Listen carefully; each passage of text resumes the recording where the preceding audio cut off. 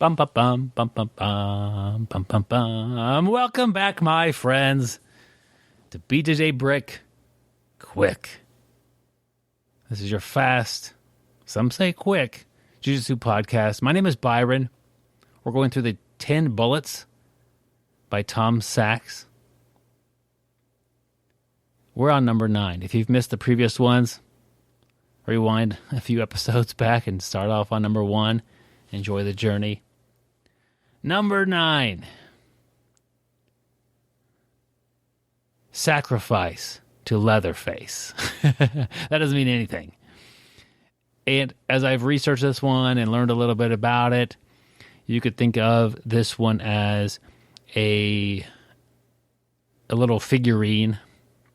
When I was a kid, I had a little He-Man toy. And they could say, sacrifice to He-Man. So you would take the little thing and put it on a box. And then you would put money in the box. So Leatherface is some sort of just a thing where you're going to put money into that.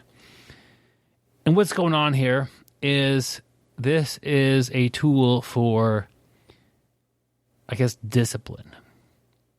When you break a rule, you're going to sacrifice to Leatherface. You're going to, like a swear jar. Yeah, that would bankrupt most people in jiu-jitsu, I think. But if you had, hey, no shoes on the mats, $2. Next time it's 4. Next time it's 8. Whatever. And maybe you have a fine jar or box. Get a Leatherface. I don't know. I'm not saying this is going to be necessarily good for jiu-jitsu. Is what Tom Sachs was doing with his studio.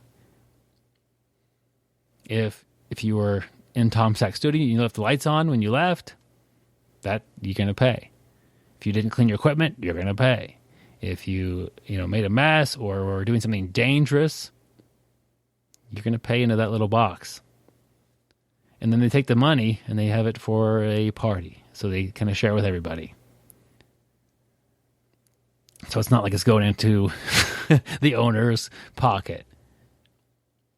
And I don't know, this one seems weird to bring into jiu-jitsu, but you could easily have a swear jar if you're having, a lot of kids in the room, and or maybe as a coach you don't like people to swear. Say, hey guys, we're gonna do a swear jar.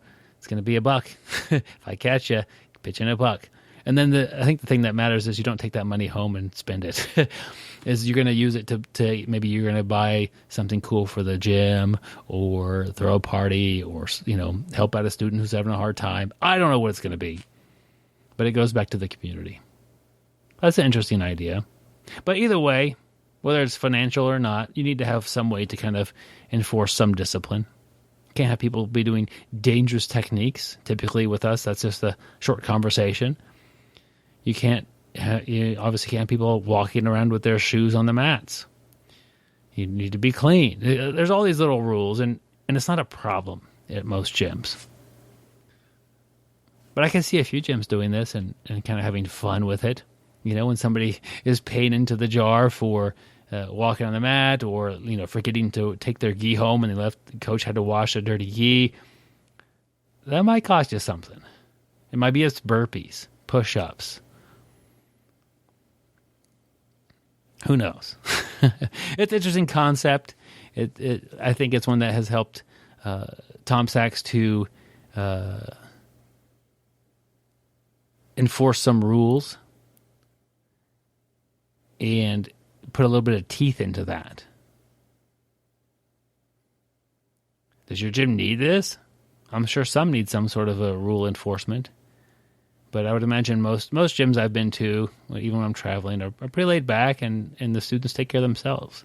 We want to be there. We don't want to be a bunch of knuckleheads or idiots that cause troubles. We want to get good at jiu-jitsu. We have a good reason. We're paying to be here already.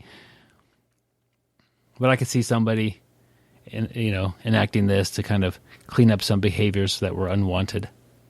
Man, I'd be paying some sacrifices to Leatherface if it was don't be late ever.